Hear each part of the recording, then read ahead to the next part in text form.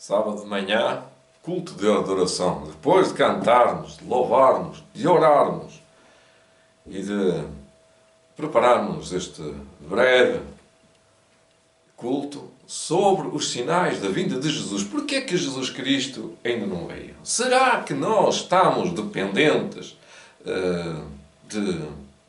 de quê? Que nós estamos dependentes? Será que nós devemos fazer alguma coisa? Como diz o ditado, está preparado? Sim, devemos estar preparados. Devemos estar preparados a cada dia e a cada hora. E estou aqui com uma meditação muito especial. Hoje, bem-vindo, clique aí no nosso sininho, seja nosso subscritor, porque temos muitos temas sempre para apresentar. Bem-vindos. Avizinham-se tempos difíceis. Eles já estão aí. Nós já temos vivido tempos difíceis de amargura, de sacudidura, de má compreensão de tudo que se ouve ou de todas as coisas que se vê. Gostaria de ler uma passagem bíblica que se encontra em Isaías 10, que diz que em Isaías 10, capítulo 20, e acontecerá naquele dia que os resíduos de Israel, os que escaparem ou e os escapados da casa de Jacó, os que escaparem, nunca mais se estribarão sobre os que os feriu, antes se estribarão sobre o Senhor. E santos de Israel em verdade, os resíduos de Israel, que se converterão sim, os resíduos de Jacó, ao Deus forte, porque ainda que o povo de Deus, ou o povo de Israel, seja como a areia do mar, só o resto dela se converterá. Uma destruição está determinada, transbordando de justiça. Gostaria de focar as palavras iniciais que diz que naquele dia os restantes de Israel vão buscar ao Senhor, nunca mais se estribarão de Deus. Eles vão se assentar, eles vão buscar a Deus. Os resíduos de Israel se converterão. Ora, quando alguém se converte a Deus, o que é que acontece? Mudanças. Esperemos que isto seja uma grande verdade para você. Se você não está a viver uma experiência com Deus, agora vamos ver o que era ser uma experiência com Deus. Quando o Espírito de Profecia foi aberto, como o livro do Apocalipse foi aberto, foi esclarecido, muitos rejeitaram o Espírito de Profecia. Mas quando o livro do Espírito de Profecia foi aberto e foi aceito, aconteceram grandes mudanças na vida deles. Grandes acontecimentos. E uma delas é a reforma da saúde. O que a reforma da saúde tem a ver com a breve volta de Jesus? Diz ainda na noite, quando a reforma da saúde foi dada ao povo de Deus, ela foi dada, definida como algo que deveria preparar o povo para a transplantação. Este é o desígnio da obra da reforma da saúde. É um significado, é uma designação, é uma preparação para a volta de Jesus, a saber, do corpo, da mente e do espírito. Significado. Poderíamos então dizer que a obra da reforma da saúde faz parte intrínseca do povo remanescente nos últimos tempos, que começa agora. Nós não podemos dizer que é para o povo remanescente que vem aí. Isso seria tirar para o futuro, tirar a água do capote, como costuma dizer. Não quero saber de nada disso. E quem não quiser nada saber de nada disto, nada está a fazer para se preparar fisicamente, mentalmente e espiritualmente. Porquê? O texto diz em Isaías, há um texto que diz que as suas águas serão certas. O seu pão será certo. E esses aí estarão a comer pão e a beber água. Mas esses aí terão que passar um bocadinho de fome, frio, preocupações, não têm muita fartura. Pão é uma coisa que muita gente gosta de comer, mas vai ser sempre pão, sempre pão. Todos dizem, mas não vai ser se calhar todos os dias. A sua água e o seu pão serão certos. E esse é um costume muito difícil, será um tempo de angústia. Vamos ver mais o que é que a Bíblia nos ensina sobre isso. Eu gostaria de ler um texto na Bíblia. Está aqui em Mateus, capítulo de Mateus 100, em Atos. Espera aí, que eu vou... Então... pois é. Em Apocalipse. Isto tem várias páginas, não é? Eu pus nas páginas, às vezes, o capítulo não me lembra, e então eu ponho a página. Nós já vamos ver em Apocalipse.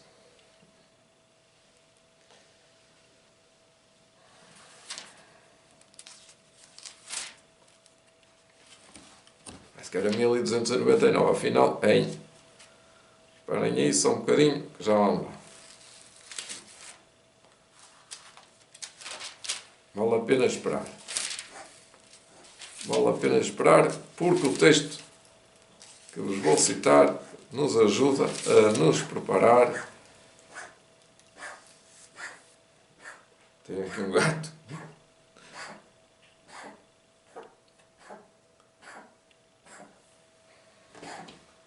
Exatamente.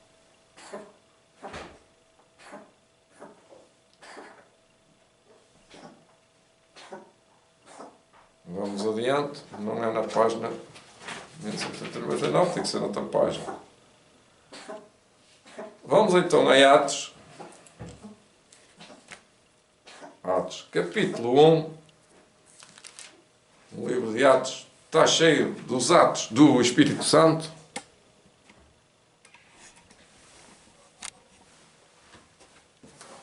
Agora sim, está uma imagem mais aberta. Podem ver com mais pormenor. É em Atos,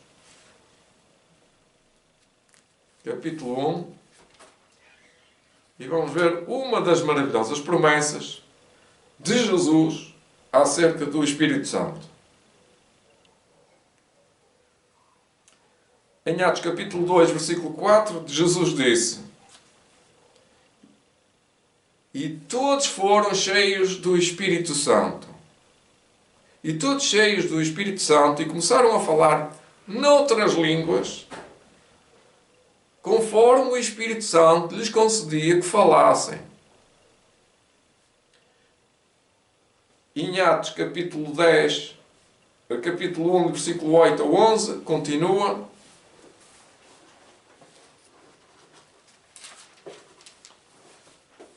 mais atrás diz: mas recebereis a virtude do Espírito Santo que há de vir sobre vós, e ser-me-eis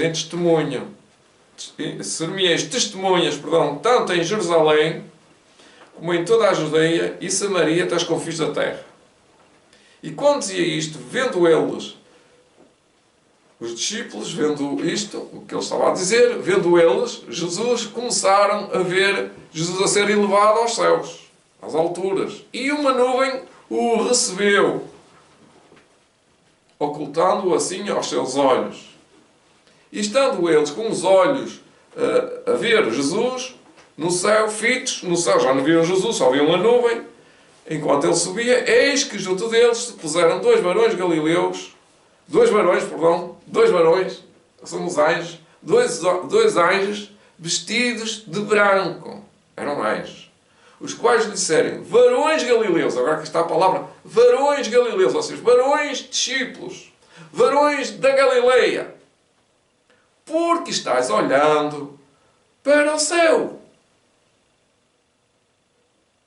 E esse Jesus que dentre vós foi recebido em cima, no céu, há de vir, assim como para o céu o vistes ir. E ficaram assim, com esta ideia, com esta doutrina, uma das primeiras doutrinas do Novo Testamento é a ressurreição de Jesus e logo a seguir é a vinda de Jesus. Estas são as maiores doutrinas da cristandade no Novo Testamento. Portanto, eles acreditavam na vinda de Jesus porque Jesus tinha vindo, tinha morrido, tinha ressuscitado e agora foi para o céu. E agora? E agora? E eles ficaram atónitos. Diz aqui que eles ficaram atónitos. Certo? Ficaram com os olhos assim quadrados. Oh, não pode ser. Estando com os olhos fitos no céu, enquanto ele subia, eis que junto deles se puseram dois varões galileus, vestidos de branco, que lhe disseram: varões galileus, porque estáis assim olhando para o céu? Porquê que estáis atónitos? Oh, admirados. Porque estáis olhando. Olha, esse Jesus que dentre vós foi recebido em cima no céu, ele há de voltar, ele há de regressar, e assim como para o céu o vistes ir. Eles ficaram maravilhados, ao mesmo tempo pensando que Jesus viria já nos dias seguintes, no mês seguinte. E passou um mês. E nós sabemos que passou este tempo todo e não veio.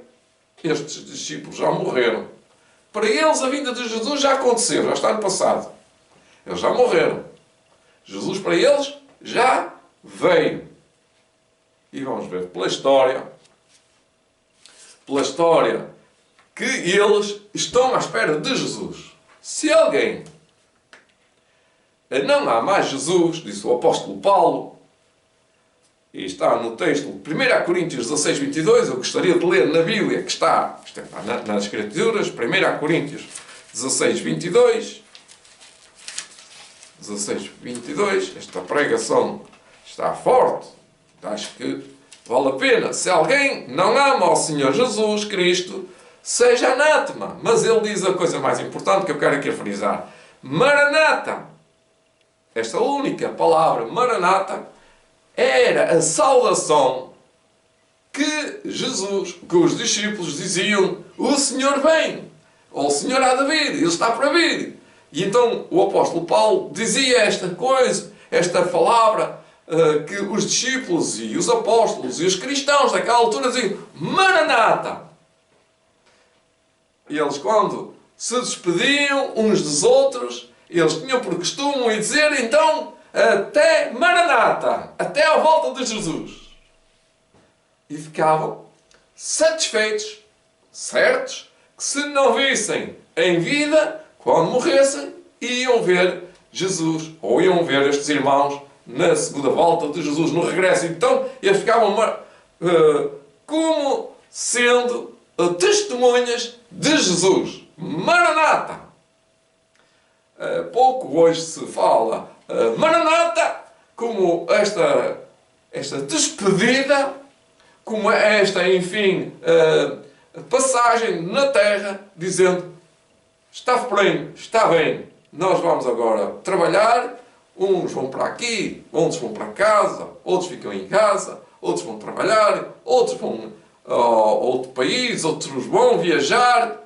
E então eles diziam aos seus familiares, aos seus irmãos, aos seus queridos irmãos e à sua igreja, quando se despediam de um culto, ou faziam uma reunião, ou estavam em conjunto a falar, e quando se encontravam, a primeira coisa que eles se lembravam: Maranata!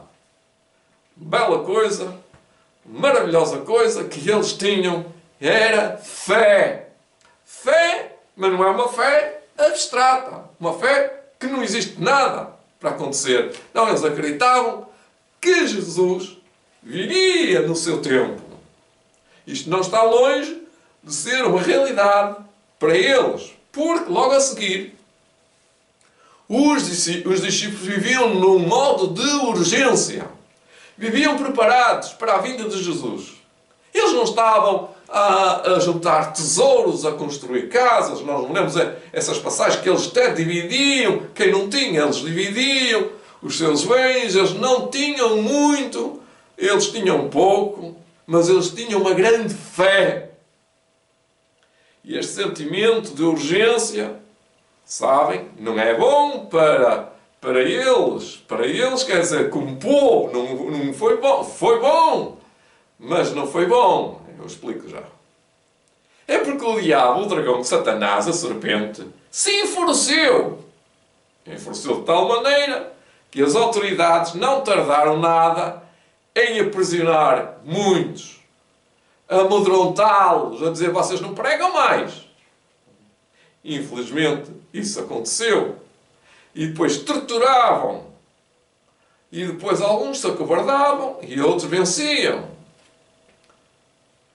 Mas uns eram levados muito a sério, que eram perseguidos, a perseguição foi mesmo a sério, com Tertuliano, Félix e outros, que os amarraram, os apedrejaram, os açoitaram e os maltrataram, os escravizaram.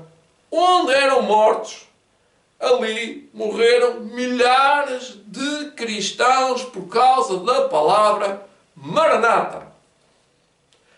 Era o sentido de urgência da vida destes irmãos. Para eles, a vida de Jesus estava logo a seguir, num tempo urgente. Logo podia vir Jesus. E agora? O que é que eles iam fazer? Eles estavam preparados. Eles estavam preparados. Realmente, prisões, torturas, crucificações e arenas da verdade. Aqui chamam a atenção a palavra arena. Arena da verdade. Aquilo é que era uma arena da verdade. Uma arena quer dizer onde existe areia e vai ao chão. E quem vai ao chão, o que é que acontece? Fica todo esfolado, fica todo arranhado, e fica todo quebrado. E essa era a arena dos cristãos, ou a arena dos romanos, onde os imperadores mandavam para lá centenas de uma vez, ali com os pais, com os filhos, com os seus familiares, com os seus irmãos, com os seus membros, com as suas igrejas, morrerem às dezenas e às vezes às centenas por dia, por causa de serem cristãos, porque acreditavam que Jesus viria em breve. Eles pregavam a volta de Jesus. Eles pregavam que Jesus havia de voltar, ressuscitar os seus mortos. Isso era a volta de Jesus. E por causa disso, eles estavam sendo crucificados, perseguidos e muitas vezes mortos. Pois na crucificação eles morriam. Agora passando para o ano 2022. O ano 2022 já está a chegar ao fim, já estamos a 10, quase outubro, outono. Vamos comemorar a breve volta de Jesus. Vamos comemorar, mas não devíamos estar só a comemorar que já passaram não 100, não 200, mas se fizerem as contas, de 1844 até 1944 faz 100 anos. E a partir de 1944 até 2022 são 46 anos, mais 22, são 88 anos. Portanto, faz 280 anos, 280 ou 278 mais ou menos, que faz quase 200 anos, mais precisamente, 200 anos, mais coisa, menos coisa, do retorno, da expectativa do retorno de Jesus. Isto foi a 22 de outubro de 1844. Eu gostaria de ser um craque em matemática e explicar que estamos muito longe de 1844. Estamos Estamos, não estamos?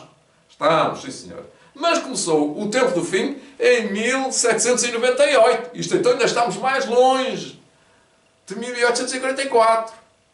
E Jesus disse, no tempo dele, que chegou o tempo do fim.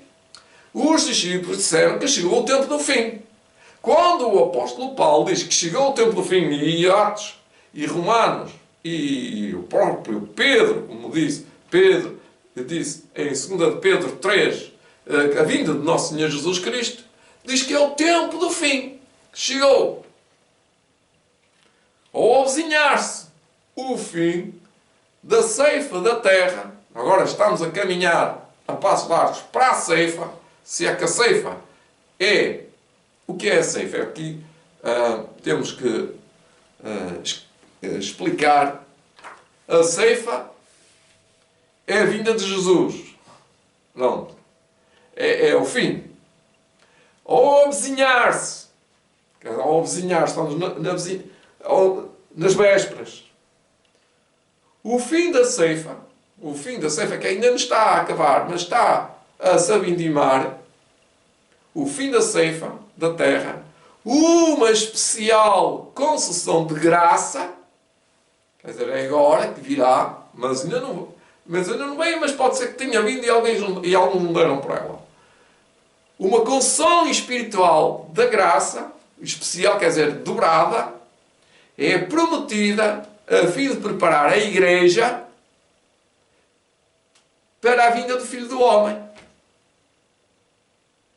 E esse derramamento do Espírito Santo é comparado com a queda da chuva seródia dos Atos dos Apóstolos. Comparado. Mas é maior. Não é que é muito maior. É uma concessão muito maior. É abrangente. Abrange não só Portugal, ou melhor, não abrange Jerusalém, abrange todos os países.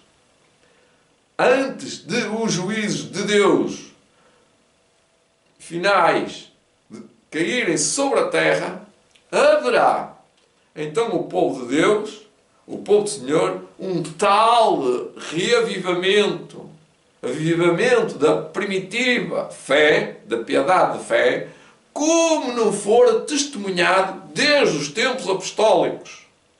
O Espírito e o poder de Deus serão derramados sobre os seus filhos. Isto está nas nossas mãos. Reparem, não está nas mãos de Jesus dizer, olha, eu quero derramar o meu Espírito Santo. Ele já quer. Vamos ver que está nas nossas mãos. Esta obra será semelhante ao dia de Pentecostes. Reparem agora nas frases.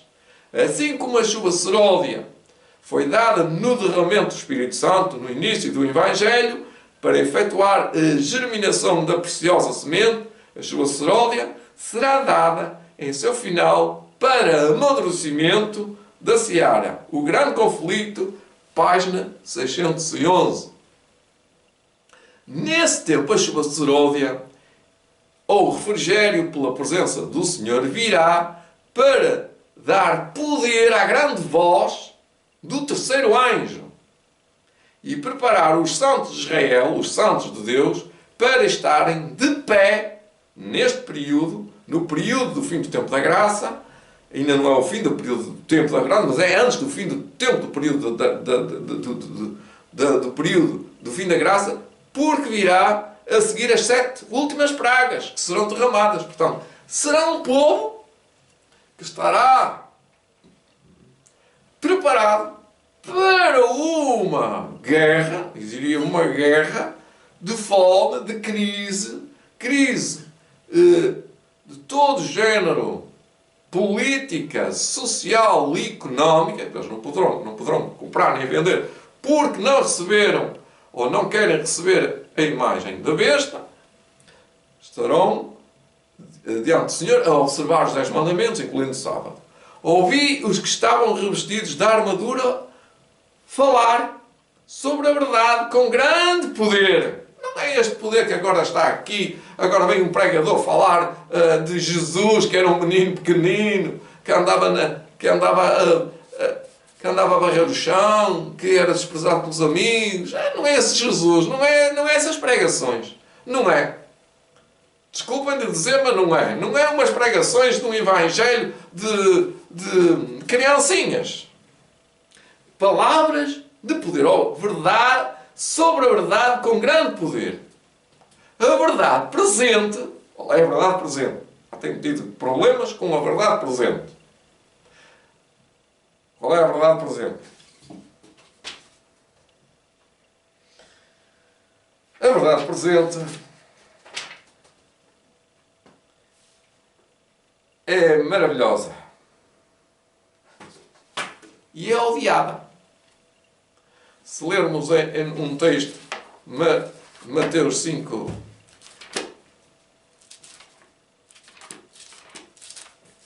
Mateus 5, o que é que acontece com a verdade? Novamente, Jesus falou assim: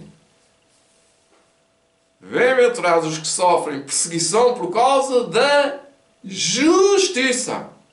Não é por causa de serem bonzinhos, bons pregadores. É da justiça, aqueles que pregam justiça. Bem-aventurados os que sofrem, porque sofrem perseguição por causa da justiça. Bom, se é uma pregação que sofrem, se é um pregador que sofre, é porque está a pregar uma verdade muito potente.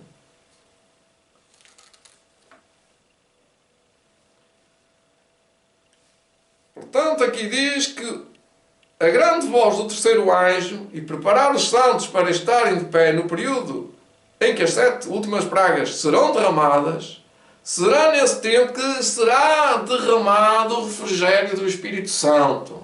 A dose dobrada, ou a dose quadruplicada. Ouvi os que estavam revestidos da armadura de Deus falar sobre a verdade com grande poder. E isto produziu efeito.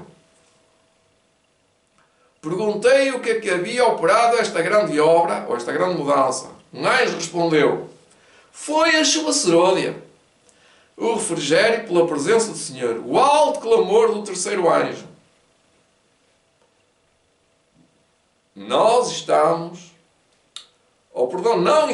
suficientemente dispostos a importunar o Senhor com nossas petições e suplicar-lhe o dom do Espírito Santo.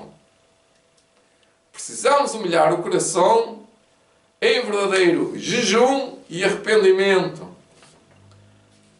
Um verdadeiro reavivamento da verdadeira piedade entre nós, eis a maior e a maior urgente de todas as nossas necessidades. E isto não é de ânimo leve. Importa haver diligentes esforços para obter a nossa preparação, para obter todas as nossas necessidades. Importa haver diligente esforço para obter a bênção do Senhor. Não porque Deus não esteja disposto a outorgá-la, mas porque nos encontramos carecidos de preparo para recebê-la. O que quer dizer isto? Temos que nos preparar. E preparar-nos não é ficar na mesma. Nosso Pai Celestial está mais disposto a dar o seu Espírito Santo àqueles que lhe peçam do que pais terrenos o estão a dar boas coisas, boas dádivas a seus filhos. Cumpre-nos nós, porém, mediante confissão, humilhação, arrependimento e fervorosa oração, cumprir as condições estipuladas por Deus em sua promessa para conceder-nos sua bênção. Só podemos esperar um reavivamento em resposta à oração. Ora, meus irmãos, terminando aqui, digo-vos que sem isso não pode haver uma breve volta de Jesus.